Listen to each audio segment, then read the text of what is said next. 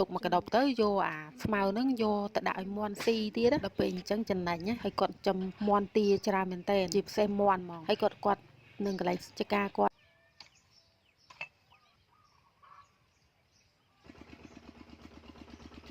ជំរាបសួរជនរួមជាតិជាទីស្រឡាញ់សម្រាប់វីដេអូនេះខ្ញុំនឹងបង្ហាញពីទស្សនវិជ្ជានៅខាងស្រុកស្រែចម្ការនៅខាងស្បែកខាងថ្មគោលបងប្អូនវីដេអូនេះខ្ញុំថតរៀងយូរដែរហើយបងប្អូនហើយនេះបងប្អូនខ្មែរយើងគាត់កំពុងតែកាប់ដីគាត់ភ្ជួរដីហើយគាត់កាប់ធ្វើជារងដើម្បីដាំស្ពៃបងប្អូនខែហ្នឹងខែភ្លៀងផងអញ្ចឹងហើយដាំស្ពៃគេត្រូវការពេលដែលភ្ជួរដីអញ្ចឹងគេត្រូវការហាលដី3ទៅ5ថ្ងៃប៉ុន្តែពេលតែគាត់ភ្ជួរហ្នឹងវាអត់ទាន់មានភ្លៀងមានអីអញ្ចឹងហើយគាត់ចាប់ផ្ដើមឆាយហើយងាកមកផ្នែកខាងនេះប្រពន្ធគាត់កំពុងតែដកស្មៅ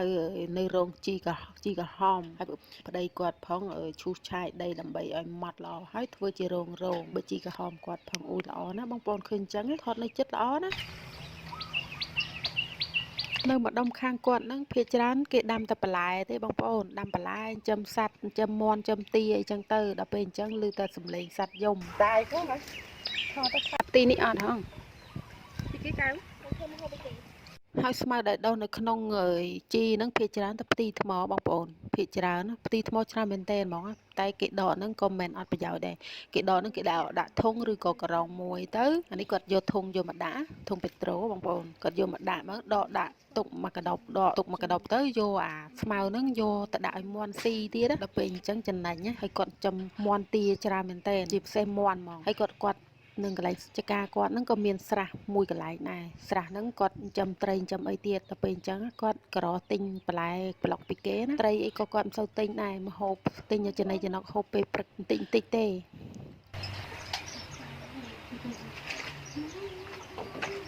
អាយហើយនេះពេលរសៀលហើយបងប្អូននេះគាត់ចាប់ផ្ដើមព្រឹកមិញខ្ញុំមកថតហ្នឹងឆាយដីឈូសឆាយដីឥឡូវគាត់ដាំហើយហើយយកចំបើងយកមកក្រាលទៅក្រាលពីលើកន្លែងរងហ្នឹងទៅគាត់ដើរស្រោចពួកឯមេឃវាចាប់ផ្ដើមរោភ្លៀងមេឃវាអត់ភ្លៀងទេគ្រាន់តែមេឃវាងឹតមករោភ្លៀងអញ្ចឹងគាត់ចាប់ផ្ដើមដាំឲ្យហើយរួចគាត់ស្រោចហើយគាត់ក្រាលចំបើងហ្នឹងរៀងក្រាស់ដែរបងប្អូនគាត់ក្រាលហ្នឹងដើម្បីឲ្យវាងុំជាប់នឹងកន្លែងលើដីហ្នឹងទៅដើម្បីឲ្យវាត្រជាក់ពេលយើងស្រោចទឹកហ្នឹងគាត់ស្រោចរៀងយូរបងប្អូនស្រោចឡើងចូលដីពួកឯងស្រោចថ្ងៃដំបូងអញ្ចឹងស្រោចឡើងចូលដើម្បីឲ្យវាជ្រាបចូលទៅក្នុងសាច់ដីបានល្អហើយឲ្យក្របពូជនោះពេល3-4ថ្ងៃក្រោយបានវាដុះល្អខ្ញុំសួរគាត់ទៅគាត់ថាប្រហែល3ថ្ងៃ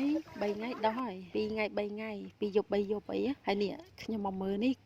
ថ្ងៃទី2ទី3ណាបងប្អូនឃើញដុះមកហើយចេញមកឡើងខៀវពេញដីហើយគាត់សាបហ្នឹងវា